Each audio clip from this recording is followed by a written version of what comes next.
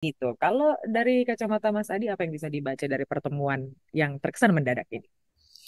Tergantung bagaimana cara melihatnya. Kalau kita menggunakan perspektif normatif, pasti pertemuan ini dianggap sebagai pertemuan biasa, silaturahmi politik kebangsaan yang dibicarakan juga isi terkait dengan negara dan kebangsaan ya. Karena Pak Jokowi dan Surya Paloh dinilai punya hubungan yang sampai saat ini masih baik-baik saja, sekalipun kemarin sempat fluktuatif dan turun naik. Tapi yang kedua, yang paling banyak dibicarakan oleh orang, pastinya membaca konteks politik hari ini di mana proses pemilu terus berlanjut ya, terutama rekapitulasi suara yang belum selesai. Publik menduga-duga ini sangat mungkin pertemuan kedua tokoh ini sangat dikaitkan dengan soal kemungkinan bagaimana Partai Nasdem akan menjadi koalisi poros politik di paslon nomor 2 Prabowo dan Gibran ya.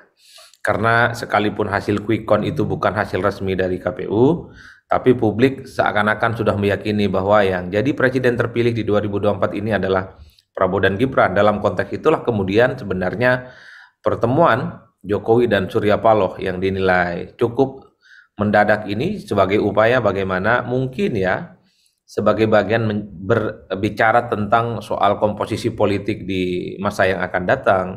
Karena kalau melihat kecenderungan secara umum, gabungan partai politik paslon nomor 2 ini khususnya tidak terlampau mencapai 50% ya untuk mengamankan kepentingan politik parlemen. Oleh karena itu bukan tidak mungkin yang dibicarakan itu soal bagaimana kemungkinan Nasdem jika diajak menjadi bagian dalam koalisi pemerintahannya Prabowo Gibran. Karena sehari dua hari sebelumnya kita juga sedang menyaksikan bagaimana Pak Prabowo Subianto bertemu dengan Pak SBY. Publik juga mengaitkan itu sebagai upaya tentang bagaimana bicara tentang komposisi kementerian ke depan. Dan 3 atau 2 hari ke depan juga kita akan menyaksikan pasti bagaimana elit-elit partai ini saling bertemu sama yang lainnya.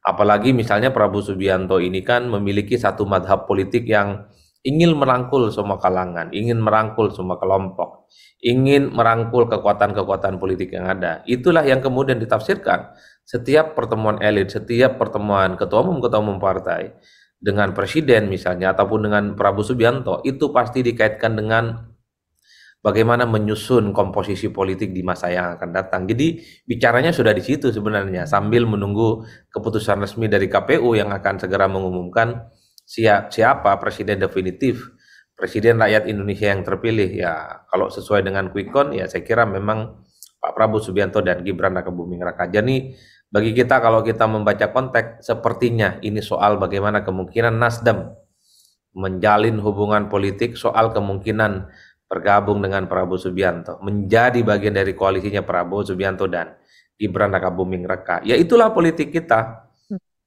Dulu Oke. bersaing, saat ini berteman dan saling mungkin mereka akan seiring bersama membangun poros politik bersama. Hmm. Kemudian pertanyaan yang kemudian muncul adalah apa yang akan terjadi kalau misalnya kemungkinan yang tadi disampaikan oleh Mas Adi ini terjadi?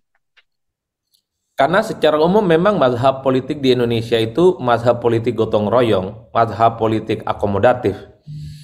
Karena ada kecenderungan gitu ya, pemilu kita ini kan ramai dan semarak hanya jelang pilpres. Setelah pilpres usai, pihak-pihak yang menang ini berupaya untuk merangkul yang kalah. Ada dua eksplanasi yang menurut saya cukup lazim kita dengar. Pertama, secara umum budaya politik kita bukan budaya politik seperti di negara-negara lain. Kalah dia dipaksa berada di luar kekuasaan sebagai oposisi, yang menang itu menikmati kekuasaan. Di Indonesia tidak. Sejak pemilihan presiden secara langsung era SBY 2004 sampai Jokowi di periode kedua, ada kecenderungan partai politik yang kalah, paslon yang kalah, itu dirangkul menjadi bagian dari kepentingan politik. Dia jadi menteri dan menjadi kekuatan politik pemenang. Ini yang kemudian bisa menjelaskan kenapa pertemuan-pertemuan elit partai per hari ini seperti Jokowi dan Pak Surya Paloh ataupun Pak Prabowo dengan SBY beberapa waktu yang lalu itu juga dikaitkan dengan soal kemungkinan koalisi pasca Pilpres. Nah, yang kedua penjelasannya adalah ini kepentingan untuk mengamankan kekuatan politik di parlemen. Kalau kita hitung secara rata-rata hasil pileg quick count pendukung nomor 2 ini kan tidak sampai 50% kekuatan politiknya di parlemen.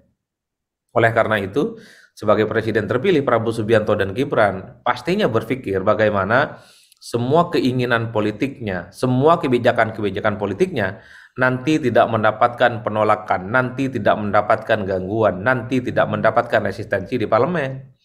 Oleh karena itu, memperkuat barisan politik parlemen adalah sesuatu hal yang nyata. Parlemen diperkuat 50 plus sekian atau 60%, bisa saja 70%. Itu adalah keinginan sepertinya supaya program-program strategis pemerintah nantinya itu mendapatkan persetujuan secara total. Jokowi di periode kedua merangkul kelompok-kelompok oposisi menjadi bagian dari kekuasaan politik. Jika di total itu kan hampir 80%.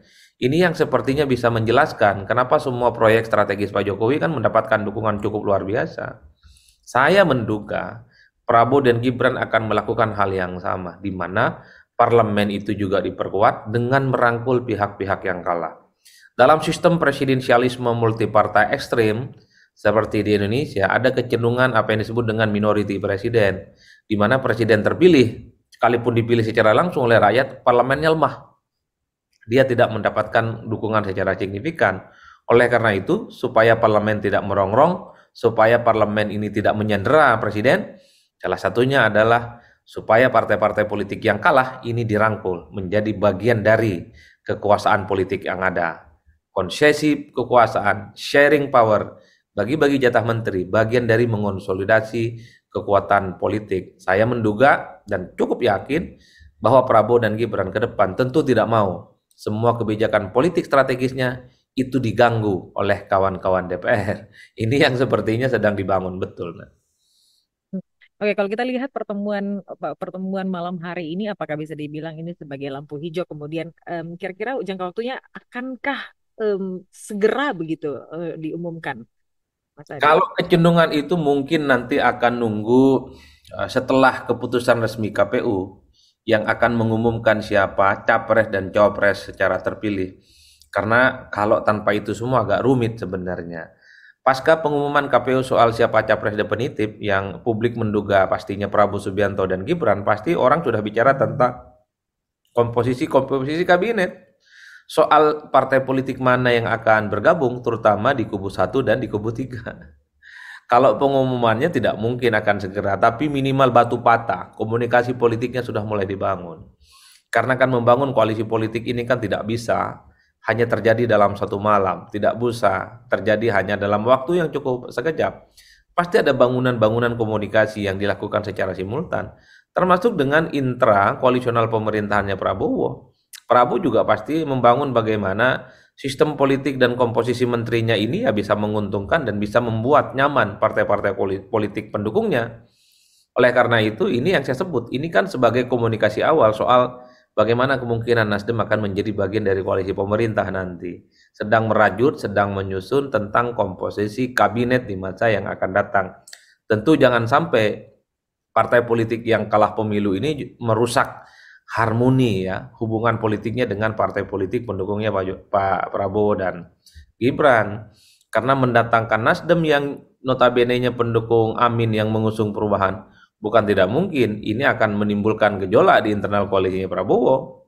Apapun Nasdem bersama Muhaimin Iskandar dan Anies ini kan mengusung narasi-narasi perubahan yang menurut saya kebijakan politiknya berbeda secara diametral. Mereka kadang mengkritik hilirisasi, mereka itu mengkritik soal IKN, mereka itu mengkritik tentang infrastruktur yang dinilai ugal-ugalan, mereka itu mengkritik bansos dan seterusnya dan seterusnya. Ini yang sepertinya sedang dikomunikasikan betul. Jangan sampai misalnya kalau Nasdem betul ingin diajak bagian dari koalisi, justru bertentangan dan menimbulkan instabilitas politik. Karena mereka ini memiliki pikiran dan visi yang berbeda dengan kubu Prabowo dan Gibran tentu saja. Oleh karena itu pembicaranya dimulai jauh-jauh hari. Karena menuju bulan Oktober khususnya, di mana akan terjadi pergantian suksesi kepemimpinan, tanggal 20 Oktober adalah momen di mana Jokowi akan memberikan kekuasaan politiknya kepada Prabowo dan Gibran. Disitulah saya kira kekuatan dan soal setup, lining up, soal politiknya itu sedang didiskusikan sampai sekarang. Nah. Oke, Mas Adi, terakhir, em, ini kan sebenarnya pertemuan antara Presiden Jokowi kemudian dengan Surya Paloh ini apakah menjadi sebuah kode bahwa akhirnya pendukung Amin begitu paslon 01 akan mendukung paslon nomor urut 2 gitu dan maju bersama atau justru menutup kemungkinan karena waktu waktu beberapa waktu lalu begitu ya kita mendengar isu bahwa akan ada pertemuan antara Surya Paloh bertemu dengan Megawati. Apakah apakah kemudian itu menutup menutup kemungkinan akan ada kolaborasi antara paslon 1 dan 3? Ya, soal kolaborasi 1 dan 3 masih sangat mungkin, tapi yang dibicarakan tentang ya kemungkinan bagaimana mereka membangun kekuatan politik di parlemen. Karena Nasdem sepertinya juga berpikir bagaimana kekuatan politik parlemen, Nasdem bisa ikut andil di dalamnya. Jadi setelah Pilpres usai, yang dibicarakan oleh partai-partai ini tentang bagaimana komposisi kepentingan di DPR. Siapa yang jadi wakil ketua DPR, siapa yang jadi alat kelengkapan, pimpinan komisi, alat-alat kelengkapan dewan. Saya kira semua partai politik punya kepentingan di situ. Kenapa belakangan ini pertemuan Megawati dan Surya Paloh itu selalu dikaitkan? Dulu diasumsikan jika Pilpres ada 2 putaran, maka dua tokoh ini akan bertemu. Bagi saya sudah nggak relevan. Kalau sudah bicara itu, karena Pilpres dipastikan 1 putaran. Satu-satunya cara yang paling relevan untuk mengaitkan pertemuan Megawati dan Surya Paloh adalah bagaimana mempertemukan titik kepentingan tentang kepentingan di DPR. Ini kalau kita mengacu pada undang-undang pemilu gitu ya, yang otomatis jadi ketua DPR kan pastinya PDIP sebagai penang pemilu pileg.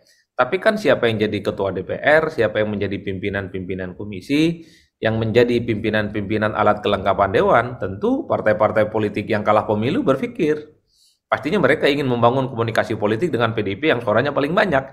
Nasdem tentu punya kepentingan supaya komposisi di DPR mereka juga menjadi bagian penting. Saya kira PKB juga sebagai partai politik yang sangat mungkin dia nomor 4 karena perolehan suaranya naik, bukan tidak mungkin akan mengincar posisi-posisi yang strategis di DPR. Caranya gimana? Berkomunikasi dengan partai politik yang paling banyak suaranya, yaitu PDIP. Oleh karena itu, ada 2 model komunikasi yang sepertinya berbeda. Kalau dengan PDIP misalnya, Surya Paloh punya intensi tentang kepentingan DPR. Tapi kalau Surya Paloh dengan Pak Jokowi, ini dikaitkan dengan soal bagaimana kemungkinan Nasdem menjadi bagian dari koalisinya Prabowo, soal sharing power, dan mungkin akan ada tawaran-tawaran menteri nantinya yang akan diberikan. Oleh karena itu, nah dari dulu saya selalu mengatakan, sejak 2004 sampai 2019 yang lalu, politik kita ini ramai dan gaduh. Hanya jelang Pilpres. Setelah Pilpres semua pihak saling berangkulan, berbagi kekuasaan atas nama rekonsiliasi politik, berbagi kekuasaan atas nama politik gotong royong, dan seterusnya dan seterusnya. Kenapa Surya Paloh dan Jokowi ini ramai pembicaraannya? Pasti dikaitkan dengan soal kemungkinan koalisi. Kalau dua tokoh ini hanya bicara tentang politik kebangsaan, politik kerakyatan, nggak menarik dibicarakan. Konteksnya nggak benar.